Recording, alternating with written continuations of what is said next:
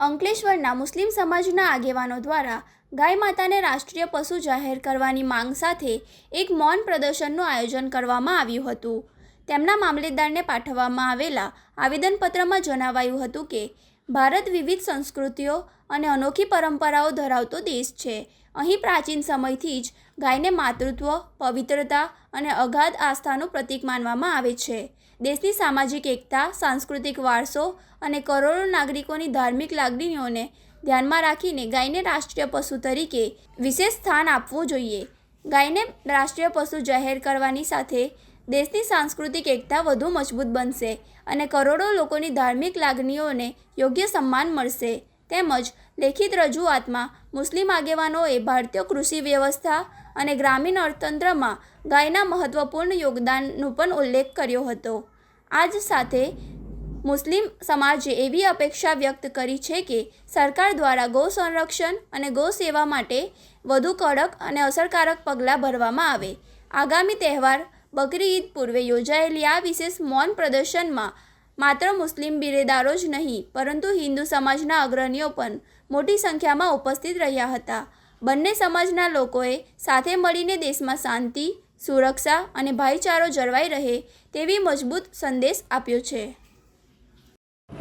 ભારત દેશ એટલે વિવિધ ધર્મોનો દેશ, ભાઈચારો અને એકતા એ આપણા દેશની હંમેશાથી ઓળખ રહી છે। વિશ્વમાં વસુદેવ કુટુંબકમની ભાવના ધરાવતા દેશમાં જ્યારે લાખો કરોડો લોકોની જે આસ્થા છે એ આસ્થામાં એની સૂરમાં સૂર પુરાવવા માટે અને સમર્થન આપવા માટે અંકલેશ્વર મુસ્લિમ સમાજના આગેવાનો તથા યુવાનોએ એક પહેલ ઉઠાવી છે કે આપણે આ દેશમાં જે લોકોની માંગ છે કે ગાયને રાષ્ટ્રીય પશુ જાહેર કરવામાં આવે એ માટે અમે સૌ આજે અમારો અવાજ સરકારશ્રી સુધી પહોંચાડવા એક મૌન કાર્યક્રમ મારફતે એક મૌન કાર્યક્રમ અમે આજનો દિવસે આયોજન કર્યું છે કે અમારો અવાજ સરકારશ્રી તરફ પહોંચે કે અમે પણ એ ઈચ્છીએ છીએ કે ગાયને રાષ્ટ્રીય પશુ જાહેર કરવામાં આવે જેથી ભારત દેશમાં ભાઈચારાની ભાવના ઊભી થાય, પરસ્પર પ્રેમ ભાવ, સંભાવ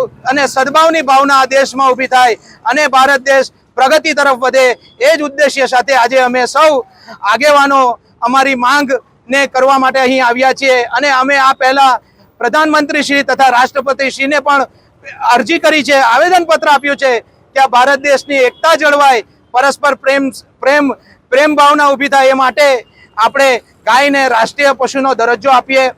બસ એટલી જ અભ્યર્થના સાથે અહીં અમે બધા ભેગા થયા છે।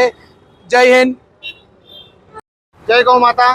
આજ રોજ અંકલેશ્વર શહેર ખાતે મુસ્લિમ સમાજ દ્વારા જે અમારી સૌની માંગણીઓ છે કે ગાયને રાષ્ટ્રીય પશુ ઘોષિત કરવામાં આવે અને આજથી થોડાક દિવસ પહેલા જે સહી અભિયાન ચાલ્યું હતું આખા દેશમાં કે સહીના માધ્યમથી ગાયને રાષ્ટ્રીય પશુ ઘોષિત કરવા માટે જે માંગણીઓ કરવામાં આવી હતી, તો આજ રોજ અંકલેશ્વર શહેર મુસ્લિમ સમાજ દ્વારા પણ આને સમર્થન આપવામાં આવ્યું છે અને મુસ્લિમ સમાજનું પણ માંગ છે કે ગાયને તાત્કાલિક રાષ્ટ્રીય પશુ ઘોષિત કરવામાં આવે છે। તો આજ રોજ અમે પણ ગૌ પ્રેમીઓ એમની સાથે ઉભા રહીને સરકારશ્રીને માંગણી કરીએ કે જલ્દથી જલ્દ ગાયને રાષ્ટ્રીય પશુ ઘોષિત કરવામાં આવે અને જેટલા પણ કતલખાનાઓ ચાલી રહ્યા છે, તે બીફ એક્સપોર્ટ થઈ રહ્યા છે, તે પણ બંધ કરવામાં આવે।